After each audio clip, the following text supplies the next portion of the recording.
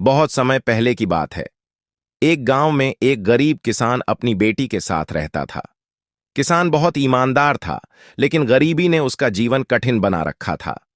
एक दिन गांव के जमींदार ने किसान से उधार मांगा हुआ अनाज और पैसा मांग लिया। किसान के पास चुकाने के लिए कुछ नहीं था। जमींदार चालाक और क्रूर था। उसने कहा, अगर तुम उधार नहीं चुका सकते तो तुम्हें अपनी बेटी की शादी मुझसे करनी होगी। किसान घबरा गया। वह न तो अपनी बेटी की जिंदगी बर्बाद करना चाहता था और न ही जमींदार से दुश्मनी मोल ले सकता था। जमींदार ने एक चाल चली। उसने किसान से कहा, ठीक है, मैं तुम्हें एक मौका देता हूं। मैं थैली में 2 कंकड़ डालूंगा, एक काला और एक सफेद। तुम्हारी बेटी अगर सही कंकड़ चुन लेगी तो मैं कर्ज माफ कर दूंगा। अगर वह काला कंकड़ उठाएगी तो उसे मेरी पत्नी बनना होगा, और अगर सफेद निकला तो वह आजाद रहेगी। जमींदार चालाक था। उसने दोनों ही कंकड़ काले डाल दिए ताकि किसान की बेटी चाहे जो चुने उसे उसकी पत्नी बनना पड़े। किसान और उसकी बेटी यह देख रहे थे। किसान दुखी हो गया, लेकिन बेटी बहुत समझदार थी। जब थैली से कंकड़ निकालने का समय आया, बेटी ने झुककर कंकड़ उठाया और जानबूझकर उसे हाथ से गिरा दिया। कंकड़ जमीन पर खो गया। बेटी मासूमियत से बोली, ओह, मुझसे गलती हो गई, लेकिन कोई बात नहीं। थैली में बचा हुआ कंकड़ देखकर तो सबको पता चल जाएगा कि मैंने कौन सा उठाया था। जब लोगों ने थैली में देखा तो उसमें काला कंकड़ बचा था। इसका मतलब साफ था कि लड़की ने सफेद कंकड़ उठाया होगा। इस तरह किसान की बेटी की बुद्धिमानी ने न केवल उसे जमींदार से बचाया, बल्कि उसके पिता का कर्ज भी माफ हो गया। मुसीबत चाहे कितनी भी बड़ी क्यों न हो, समझदारी और धैर्य से काम लेने पर हर समस्या का हल निकाला जा सकता है। अगर स्टोरी पसंद आई हो तो लाइक और शेयर करना ना भूले, और ऐसी ही और कहानियां सुनने के लिए हमारे चैनल को सब्सक्राइब कर लें। सीमा एक गरीब परिवार की बेटी थी। पिता सिलाई का छोटा काम करते और मां दूसरों के घरों में बर्तन धोती। घर इतना छोटा कि 4 लोगों के लिए जगह भी मुश्किल से थी। गरीबी तो थी ही, ऊपर से समाज का दबाव भी। लड़की हो, ज्यादा पढ़ाई लिखाई किस काम की।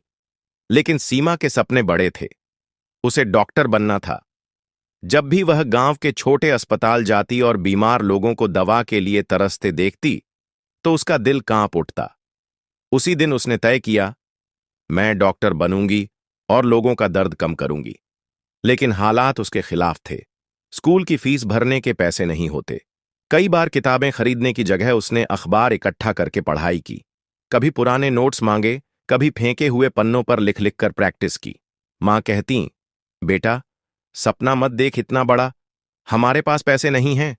पर सीमा मुस्कुराकर कहती, मां, अगर मेहनत करूंगी तो भगवान जरूर रास्ता बनाएगा। जब वह 10वीं कक्षा में आई तो पिता बीमार पड़ गए। कमाई का सहारा खत्म हो गया। मां अकेले सब कुछ नहीं संभाल पाई। घर में कई दिन भूखे रहना पड़ता। ऐसे में सीमा ने छोटे बच्चों को ट्यूशन देना शुरू किया। दिन भर स्कूल और शाम को दूसरों को पढ़ाना, यही उसकी दिनचर्या बन गई। कभी पड़ोसी ताने मारते, लड़की होकर इतना पढ़ोगी, शादी करके चूल्हा ही तो फूंकना है। लेकिन सीमा चुपचाप पढ़ाई करती रही। उसके भीतर जिद थी, मैं अपनी तकदीर बदलकर दिखाऊंगी। 12वीं के बाद मेडिकल एंट्रेंस की तैयारी करना उसके लिए सबसे बड़ा संघर्ष था। कोचिंग की फीस के लिए पैसे नहीं थे। उसने शहर की लाइब्रेरी से किताबें उधार लीं और खुद से पढ़ाई की।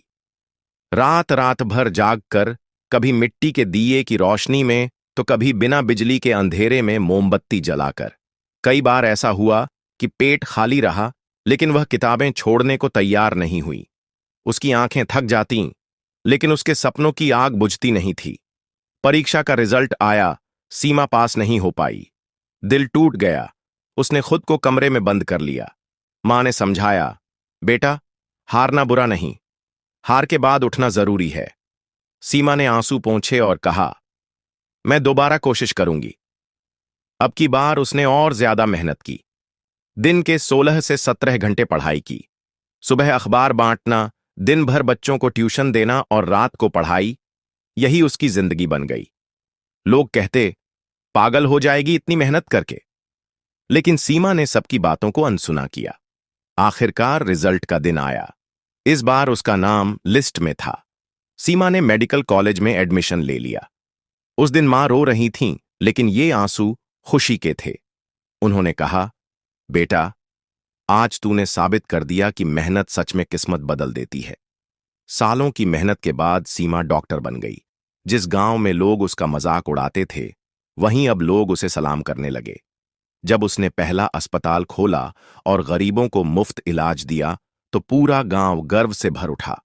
उसने सबके सामने कहा, अगर हालात कठिन हों तो रोना मत। उन हालातों को अपना ईंधन बना लो। संघर्ष ही इंसान को इतना मजबूत करता है कि सफलता तुम्हें सलाम करती है। स्टोरी पसंद आई हो तो लाइक और शेयर कर दीजिए, और ऐसी ही और कहानियां सुनने के लिए हमारे चैनल को सब्सक्राइब कर लें। बहुत समय पहले की बात है। एक छोटे से गांव में एक किसान रहता था। उसके पास एक गधा था। गधा देखने में साधारण और थका हारा लगता था, पर दिल से बहुत मेहनती था। गांव के लोग अक्सर उसका मजाक उड़ाते थे। अरे, ये गधा तो हमेशा बोझ उठाता है, इसकी जिंदगी कितनी बेकार है। लेकिन गधे ने कभी किसी की बात का बुरा नहीं माना। वह बस चुपचाप अपना काम करता रहा। हर सुबह किसान उसे जल्दी जगाता और बोरी भर अनाज, लकड़ी या सब्जियों का बोझ उसकी पीठ पर रख देता। गधा धूप, बारिश, गर्मी, सर्दी सब सहते हुए पूरे गांव और कभी-कभी शहर तक माल पहुंचाता।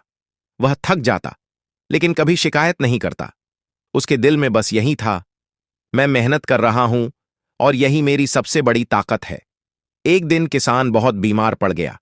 खेतों का काम रुक गया, घर चलाने के लिए पैसे नहीं थे। गधे ने देखा कि उसका मालिक परेशान है। अगले ही दिन वह खुद ही खेत से लकड़ी लेकर बाजार की तरफ चल पड़ा। गांव वाले हैरान थे। देखो, ये गधा बिना किसी के कहे बोझ लेकर बाजार जा रहा है। बाजार से जो पैसे मिले, किसान के घर का खर्चा चला। धीरे धीरे किसान ठीक हुआ और उसने गधे को गले लगाकर कहा, तू सिर्फ मेरा सहारा ही नहीं, मेरा सच्चा साथी है। धीरे धीरे पूरे गांव में गधे की मेहनत की चर्चा होने लगी। अब लोग उसका मजाक नहीं उड़ाते थे, बल्कि उससे सीखते थे कि मेहनत और ईमानदारी से कोई भी इंसान या जानवर सबका सम्मान जीत सकता है। गधा भले ही छोटा और साधारण था, पर उसकी मेहनत ने उसे बड़ा बना दिया। मेहनत और ईमानदारी से किया गया काम कभी बेकार नहीं जाता। अगर आपको यह कहानी पसंद आई हो, तो वीडियो को लाइक और शेयर जरूर करें, और ऐसी ही कहानियों के लिए सब्सक्राइब करना न भूलें। गांव के किनारे मिट्टी की खुशबू से भरे एक घर में एक बुजुर्ग किसान अपने बेटे के साथ रहता था। उम्र ज्यादा हो जाने के बावजूद किसान हर दिन खेतों में जाता, मिट्टी खोदता और बीज बोता। एक दिन उसका बेटा परेशान होकर बोला, पिताजी, अब आप थक जाते हैं, उम्र हो गई है, खेती क्यों कर रहे हैं, आराम कीजिए। किसान मुस्कुराया, बेटे के कंधे पर हाथ रखा और बोला, बेटा, धरती कभी नहीं रुकती। वह हमसे पुरानी है और हमसे आगे तक रहेगी। मेरा काम है अपना हिस्सा निभाना। लेकिन बेटे ने देखा कि किसान गेहूं या धान के बीज नहीं बो रहा। वह आम, पीपल और बरगद जैसे पेड़ बो रहा था, जिनको बड़ा होने में सालों लगते हैं। बेटा हैरान हुआ और बोला, पिताजी, जब तक ये पेड़ बड़े होंगे, तब तक आप यहां नहीं होंगे, तो इन्हें क्यों बो रहे हैं? किसान ने आकाश की ओर देखा और शांत स्वर में कहा, बेटा, जब मैं बच्चा था, तब किसी ने मेरे लिए पेड़ लगाए थे। उन्हीं की छाया में मैं खेला, उन्हीं के फल मैंने खाए। आज मेरी बारी है कि मैं दूसरों के लिए कुछ छोड़ जाऊं। गांव के लोग भी किसान का मजाक उड़ाते। देखो, बुजुर्ग को मरने से पहले पेड़ उगा रहा है, क्या फायदा? लेकिन किसान हंसकर कहता, मैं फायदा देखने नहीं आया, मैं तो बस कर्तव्य निभा रहा हूं। धीरे धीरे बेटे को भी एहसास हुआ कि पिता का सोच सिर्फ अपने परिवार के लिए नहीं, पूरे गांव के लिए था। साल गुजरते गए, किसान की उम्र बढ़ती रही। एक दिन वह खेत में बैठा आसमान देख रहा था। हाथों में मिट्टी थी, चेहरे पर संतोष। फिर वह दुनिया से विदा हो गया। बेटा और गांव के लोग उसकी चिता के पास खड़े सोच रहे थे, वाकई ये इंसान अलग था। इसने अपने लिए नहीं, हमारे लिए बोया था। समय बीता। धीरे धीरे किसान के लगाए पेड़ बड़े हुए। गांव वालों को उन्हीं पेड़ों से फल मिलने लगे। बच्चे उन्हीं पेड़ों की छांव में खेलने लगे। यात्री उन्हीं पेड़ों के नीचे रुककर आराम करने लगे। गांव की हवा शुद्ध हो गई, बारिश अच्छी होने लगी, और लोग बार बार कहते, आज अगर हमें छांव, फल और हवा मिल रही है, तो ये उस किसान की वजह से है। दोस्तों, यह कहानी सिर्फ उस किसान की नहीं, यह हम सबकी जिम्मेदारी की कहानी है। हमें भी अपने जीवन में ऐसे बीज बोने चाहिए, चाहे वो शिक्षा के हों, संस्कारों के हों या पेड़ों के हों। असली महानता अपने लिए नहीं, बल्कि आने वाली पीढ़ियों के लिए जीने में है। अगर हर इंसान थोड़ा थोड़ा दूसरों के लिए करे, तो दुनिया सच में स्वर्ग बन सकती है। तो दोस्तों, से कैसी लगी आपको यह कहानी? अगर आपको इस किसान की सोच प्रेरणादायक लगी हो, तो इस वीडियो को लाइक कीजिए, शेयर कीजिए और चैनल को सब्सक्राइब करना मत भूलिए। क्योंकि याद रखिए, बीज छोटा हो सकता है, लेकिन उसका असर पीढ़ियों तक रहता है। रवि नाम का लड़का एथलीट था। बचपन से ही उसका सपना था कि वो देश के लिए दौड़े और मेडल जीते। वह हर सुबह सूरज निकलने से पहले उठकर मैदान में घंटों दौड़ का अभ्यास करता। गांव वाले कहते, इतनी मेहनत क्यों कर रहा है? यहां से कोई चैंपियन नहीं बन सकता।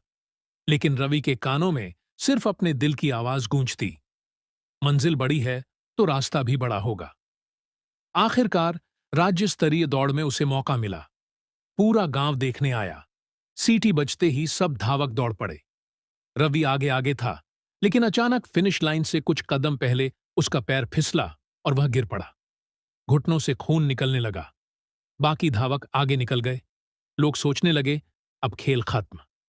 लेकिन रवि धीरे धीरे उठा। दर्द इतना था कि खड़ा होना भी मुश्किल था। फिर भी उसने दांत भींचकर दौड़ना जारी रखा। दर्शक हैरान थे। वो सबसे आखिरी नंबर पर फिनिश लाइन पार कर गया। सब लोग चुप थे। तभी मीडिया ने पूछा, तुम्हें पता था कि जीत नहीं सकते? फिर क्यों दौड़े? रवि ने मुस्कुराकर कहा, लोग सोचते हैं दौड़ जीतना ही सफलता है, पर असली जीत तो तब होती है जब आप गिरकर भी हार नहीं मानते। सालों बाद उसी रवि ने नेशनल गेम्स में गोल्ड मेडल जीता। लेकिन उसकी सबसे मशहूर तस्वीर वो नहीं थी जहां उसने मेडल पहना था, बल्कि वो थी जहां घुटनों से खून बहते हुए भी उसने आखिरी लाइन पार की थी। सीख, जिंदगी की असली जीत मंजिल पाने में नहीं है, बल्कि गिरने के बाद भी उठकर दौड़ने में है। जो हार मान लेता है, वहीं असली हारता है।